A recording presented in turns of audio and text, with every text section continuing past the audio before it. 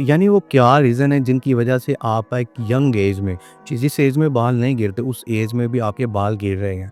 इस चीज़ को हम डिस्कस करेंगे, बताएँगे और मैं मुकम्मल तौर पे आपको ये चीज़ें बताऊँगा कि कौन-कौन सी चीज़ें ऐसी आपकी लाइफ़स्टाइल है जो आप इस्तेमाल करते हैं, जो आप अपनी रूटीन डेली रूटीन में यूज़ करते हैं या अपनी रूटीन इस तरह की बना लेते हैं कि आपका अग्रेसिव किस्म का हेयर फॉल शुरू हो जाता है। वो भी उस एज में जो टीन एज होती है, ये एक ऐसी एज होती है जहाँ पे आपके हेयर्स की ग्रोथ सबसे अच्छी होनी चाहिए, लेकिन वो ग्रोथ हो नहीं रही। इसके लिए आपने क्या-क्या चीज़ें आप अवॉइड कर रहे हैं, कौन-कौन सी चीज़ें आप एक्स्ट्रा खा रहे हैं, ऐसे ऐसे कौन-सी आप हार्मफुल चीज़ें खा रहे हैं, आपका लाइफ़स्टाइल किस तरह से है।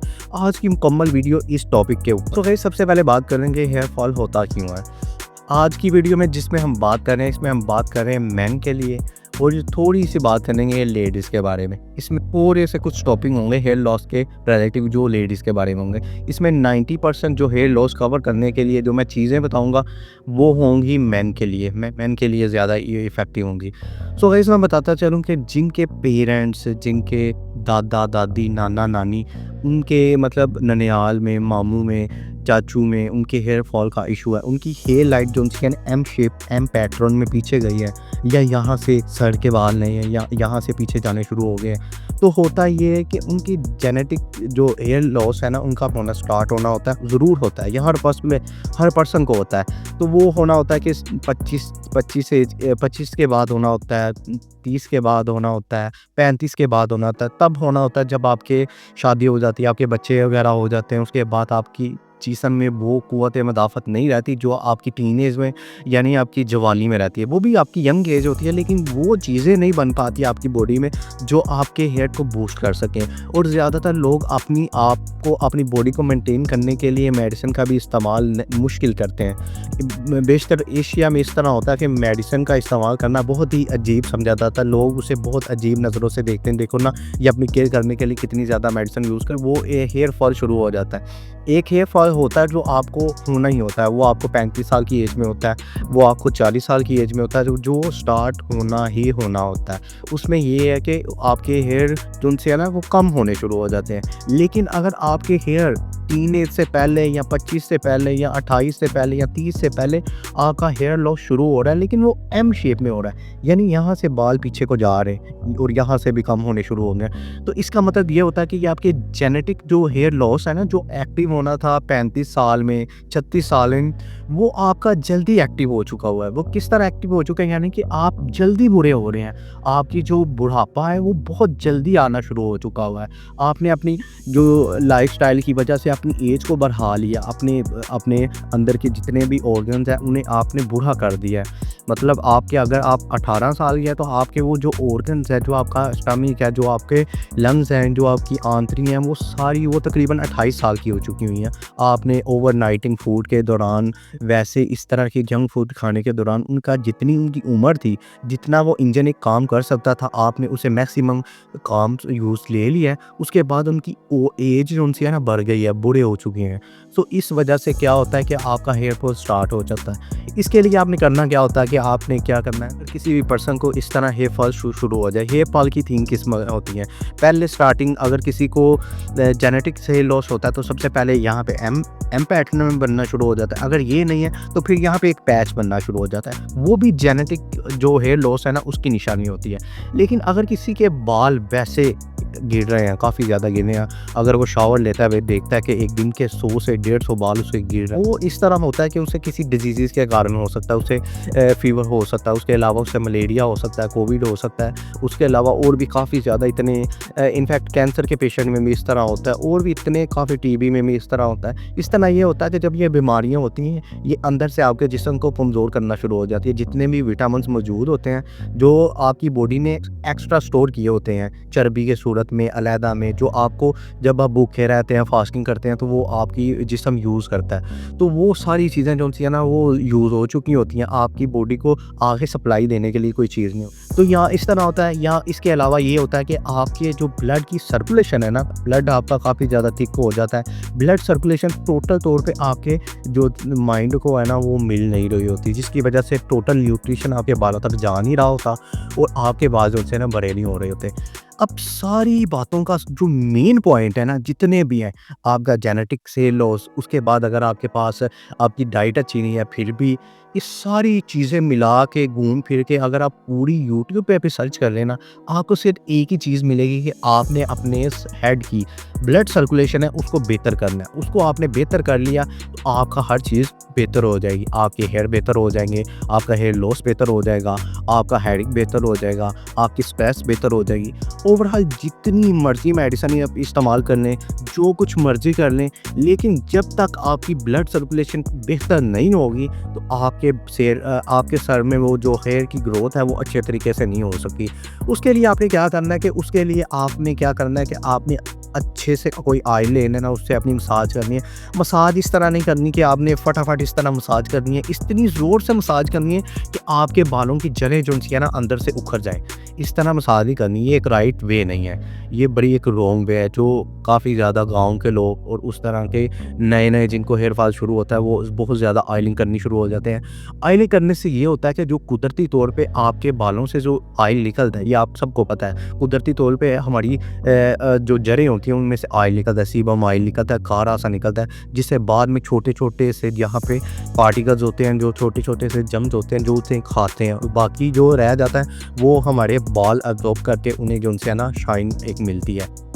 लेकिन अगर आप ऑयल काफ़ी ज़्यादा लगाते हैं, 1 दिन लगाई रखते हैं, 2 दिन लगाई रखते हैं, तो वो क्या होता है कि वो पोर्स बंद हो जाते हैं। नेचुरल ऑयल जो है ना नीचे बूम बनना शुरू होता है, इस तरह पिंपल बनना शुरू हो जाता है।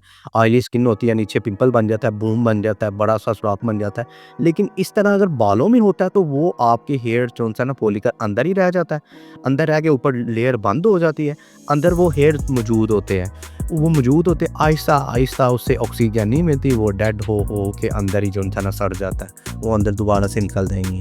तो सो गाइज़ आपने सबसे पहले क्या करना है कि आपने अपनी लाइफ़स्टाइल को काफ़ी ज़्यादा बेहतर करना है। बेहतर करने से मुराद ये है कि आपने अपनी लाइफ में नींद जो है ना उसे काफ़ी ज़्यादा इम्प्रूव करना है। जब आप अपनी लाइफ में नींद इम्प्रूव करते हैं ना तो आपका स्ट्रेस लेवल, जो आपकी टेंशन है, आपको गर्लफ्रेंड की टेंशन है, आपको जॉब की टेंशन है, आपको फर्दर जितनी भी टेंशन है, वो टेंशन की वजह से आपकी बॉडी से एक हार्मोन रिलीज़ होता है जो आपके ये जो फॉलिकल्स होते हैं इनके नीचे सूजन पैदा करता है। सूजन पैदा करने से इनके जहाँ पे ब्लड जाना होता है ना तो उसे ब्लड को जगह नहीं मिलती बालों के फॉलिकल तक जाने के लिए।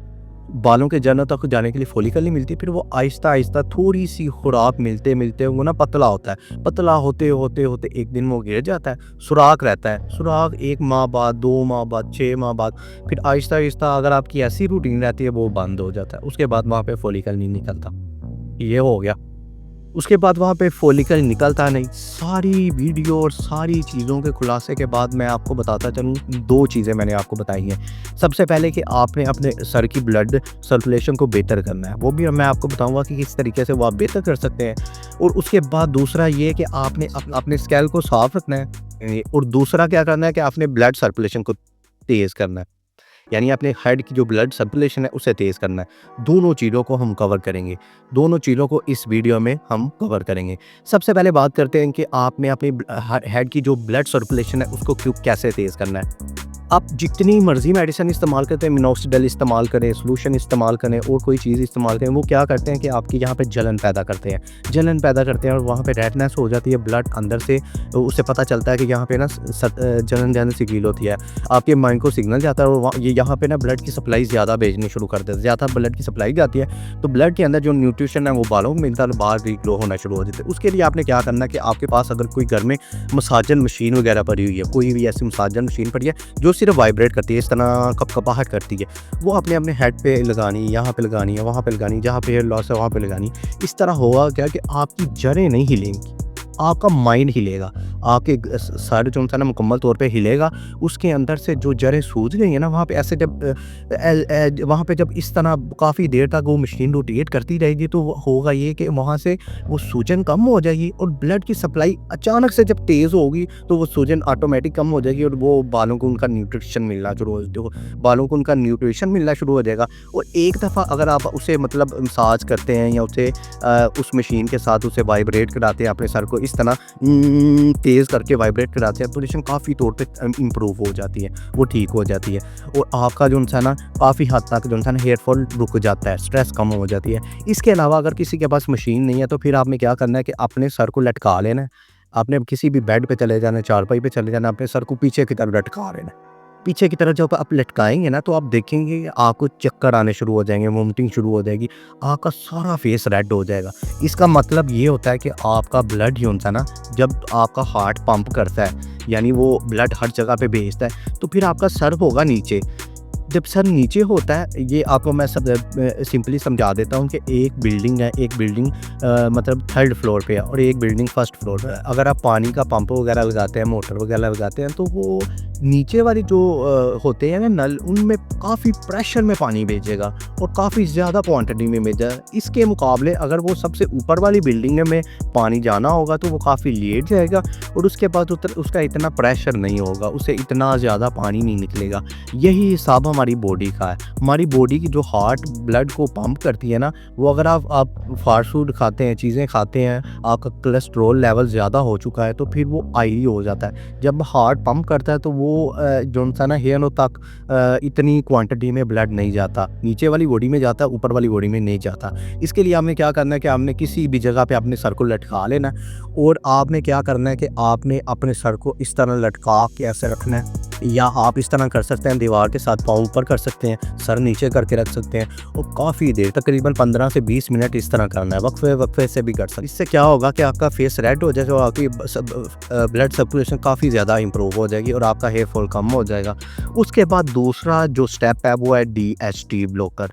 अब आप इंटरनेट पे हज़ारों वीडियो देख लें, वो आपको बताएंगे कि DHT ब्लॉक करो, हेयर फॉल रुक जाएगा, DHT ब्लॉक करो, और ये बात सच भी है। DHT एक ऐसा हार्मोन है, आपका टेस्टोस्टेरोन जब ज़्यादा हो जाता है, अगर आप मेल हैं, आपकी शादी नहीं हुई हो या 22 साल के बाद आपकी टेस्टोस्टेरोन जो होता है ना लेवल बढ़ना शुरू हो जाता है। एक मिनट में 1500 स्पर्म बनते हैं और अगर कोई पर्सन अपने दिमाग में बहुत ज़्यादा नेगेटिव सोचता है, उसका हर टाइम जो माइंड है नेगेटिव, तो होता ये है कि उसका जो मेल टेस्टोस्टेरोन है ना वो DHT में कन्वर्ट होता है। DHT क्या हार्मोन है इसके बारे में बता दूं। जो टेस्टोस्टेरोन है वो आपको मसल को जो है बिल्ड करने के लिए काम, मतलब टेस्टोस्टेरोन के बाद DHT बनता है और ये जो DHT होता है ना ये आपकी मतलब सोच होती है।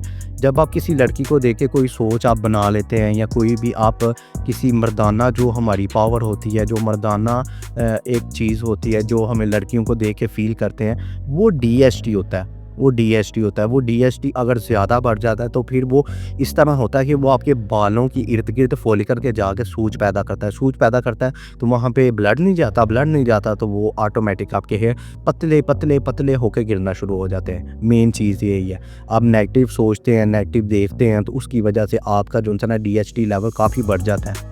अगर आपकी शादी टाइम पे नहीं होती, आपकी शादी काफ़ी लेट होती है तो आपका टेस्टोस्टेरोन तो बनता रहता है, टेस्टोस्टेरोन यूज़ नहीं हो रहा, आपकी शादी तो कोई नहीं है, टेस्टोस्टेरोन यूज़ नहीं हो रहा, आपके बच्चे नहीं हो रहे, तो फिर वो इस तरह होता है कि वो टेस्टोस्टेरोन DHT में कन्वर्ट होता रहता है, आपकी सोच नेगेटिव बढ़ती रहती है करता है। अब इसको कम किस तरह करना है? अब इसको कम करने के लिए काफ़ी जो हर्बल प्रोडक्ट होते हैं उनमें होता है, उसके लिए होता है क्या होता है, आमंड होता है, उसके बाद आपको पंपिंग सीड्स होते हैं, उसके बाद सोयाबीन होते हैं, उस सोयाबीन के बाद उसके बाद काली मिर्च वो होती है, उसके बाद एग होते हैं, हाफ फ्राई एग होते हैं, उसके बाद पालक होती है।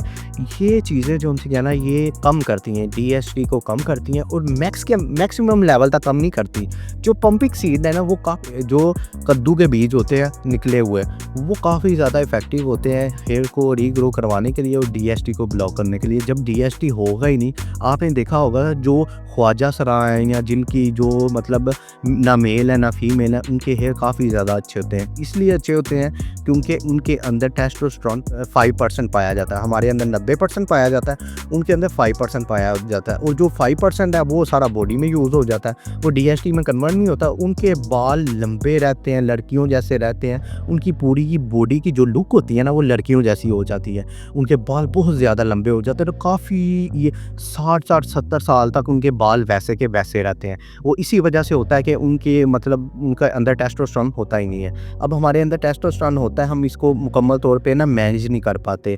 हमारी शादी होती नहीं है और हमारे जो उनसे है ना मुकम्मल तौर पे हम उसे मैनेज नहीं कर पाते। हम टीएसटी को कंट्रोल करने के लिए आपको मैंने चीज़ें बता दी हैं। उसके अलावा अगर मेडिसिन, इनके लिए कुछ मेडिसिन भी आते हैं, जैसे ड्यूटाफिनेस्ट्राइड के नाम से आती है, लेकिन ये काफ़ी पावरफुल मेडिसिन है। एक ईजी टू काउंटर मेडिसिन है जिसका नाम है फिनिस्ट्राइड, हेयर फिन के नाम से मिल जाएगी आपको। और भी काफ़ी कंपनीज इस फार्मूले में बनाती है, 1 mg में मिलती है। वो टैबलेट आपने रोज़ाना ये खानी होती है, जिससे कि ये होता है कि आपका डीएसटी जो लेवल है ना वो बराबर रहता है। आपका डीएसटी ज़्यादा नहीं होता, यानी वो जो टेस्टोस्टेरोन है डीएसटी में कन्वर्ट नहीं होता। उसके बाद आपके बालों में सूजन पैदा नहीं होती और आपके बालों में मुकम्मल तौर पे ब्लड सप्लाई जो उनकी है ना वो आपको मिलती रहती है। और उसके बाद आप मसाज वगैरह करते हैं, चीज़ें वगैरह करते हैं और आपके हेयर फॉल जो है ना ठीक हो जाता है। उसके बाद मैं बताता चलूँ कि ये न्यूट्रिशन की कमी की वजह से भी हेयर फॉल हो सकता है, लेकिन इस तरह नहीं है। इस तरह तो काफ़ी ज़्यादा इस तरह लोग हैं जो झुग्गियों में रहते हैं या जो इतने गरीब लोग हैं। काफ़ी ज़्यादा इस तरह के इंडिया में इस तरह के बड़े ज़्यादा साधु मौजूद हैं। हमारे पाकिस्तान में इस तरह के काफ़ी ज़्यादा गरीब लोग मौजूद हैं जो झुग्गियों में रहते हैं, जो सिर्फ टेंट लगा के रहते हैं, जिनके पास खाने के लिए कोई फ्रूट नहीं है, कोई चीज़ नहीं है, लेकिन उनके बाल आप देखेंगे ज़्यादा घने हैं, ज़्यादा क्या कहते हैं मतलब बहुत ज़्यादा क्वांटिटी में उनके हेयर्स होते हैं। वो ये इसी वजह से होते हैं कि उन इस चीज़ की नेगेटिव, उनकी सोच नेगेटिव नहीं होती, जिसकी वजह से उनका टेस्टोस्टेरोन डीएसटी में कन्वर्ट नहीं होता। उनके बाल ऊपर सर पे रहते हैं और उसके बाद वो कभी भी अपने हेयर पे कोई केमिकल वाला शैम्पू, कोई भी चीज़ अप्लाई नहीं करते। हमारे बालों को इतनी ज़्यादा न्यूट्रिशन की ज़रूरत नहीं होती जितनी डॉक्टर रेकमेंड करते हैं। अगर आप कोई चीज़ नहीं भी लगाते फिर भी हमारे बाल काफ़ी लॉन्ग टर्म के लिए अल्लाह पाक ने डिज़ाइन किए होते हैं, 80 साल के लिए, 100 साल के लिए डिज़ाइन किए होते हैं। अब जब एक्स्ट्रा फूड खाते हैं ना तो वो एक टेस्टोस्टेरोन डीएसटी में कन्वर्ट होता है, जो आपके बालों को रिएक्ट करता है। इस वजह से पूरी वीडियो को बनाने का मकसद ये था कि आपने अपने हेड की जो ब्लड सर्कुलेशन है उसे तेज़ करना है, जिस तरह मर्जी तेज़ करें। आप अपने साइड पे इस तरह कर सकते हैं, इस तरह कर सकते हैं। उसके बाद आपने क्या करना है, डीएसटी को ब्लॉक करने के लिए जो आपको मैंने फूड बताया वो आप फूड इस्तेमाल कर सकते हैं, वो आप फूड इस्तेमाल करने हैं। उसके अलावा अगर आप फूड नहीं इस्तेमाल करने तो फिनिस्ट्राइड 1 mg में कोई भी मेडिकल स्टोर से आपने काउंटर से मेडिसिन मिल जाएगी आपको 1 mg में। वो एक रोज़ाना आपने इस्तेमाल करते रहना है, जितनी देर आप चाहते हैं कि आपके बाल सर पे रहें, ये चीज़ें होंगी। उसके बाद आपने ऑयलिंग करनी है, 2-3 ऑयल आपने मिक्स कर लेना, उनकी आपने ऑयलिंग करनी है। ऑयलिंग सिर्फ 2 घंटे करनी है। उसके बाद आपने कोई भी अच्छा शैम्पू, कोनाज शैम्पू है, वीडियो मेरे चैनल पे मौजूद है, उसे लगा लेना है। और उसके बाद आपके बाल कभी भी ज़िंदगी में गिरेंगे ही नहीं। चाहे आपका जेनेटिक हेयर लॉस है, चाहे आपका वैसे हेयर लॉस है, चाहे आपका डिप्रेशन की वजह से हेयर लॉस है, चाहे दूसरी वजह से हेयर लॉस है। तो सिर्फ सॉल्यूशन दो है, जो उनसे है ना मसले 2 ही होते हैं, या ब्लड नहीं पहुंच पाता और या डीएसटी का लेवलिंग। आपने इन दोनों मसलों पे ध्यान देना है और इंशाल्लाह आपके हेयर फॉल की जो प्रॉब्लम है वो काफ़ी जल्दी कवर हो जाएंगी। सो गाइस, इस हवाले से आपने कोई भी इंफॉर्मेशन या कोई भी क्वेश्चन मुझसे करना हो तो आप कमेंट में कर सकते हैं। मैं एक फार्मासिस्ट हूँ और मैं 10 साल से इस फील्ड में हूँ, मुझे एक चीज़ के बारे में पता है। मैं इसलिए आपको ये चीज़ें बता रहा हूँ क्योंकि ये मेरी अपनी काफ़ी ज़्यादा रिसर्च है। मैं फारिग बैठ के इस चीज़ के बारे में पढ़ता रहता हूँ, सीखता रहता हूँ और अपने बालों के बारे में, दूसरों के बारे में टेस्ट करता रहता हूँ। सो गाइस, अब मज़ीद इस तरह की इंफॉर्मेशन वीडियो के लिए मेरे साथ जुड़े रहिए, दुआ में याद रखिएगा। तो अल्लाह हाफिज़।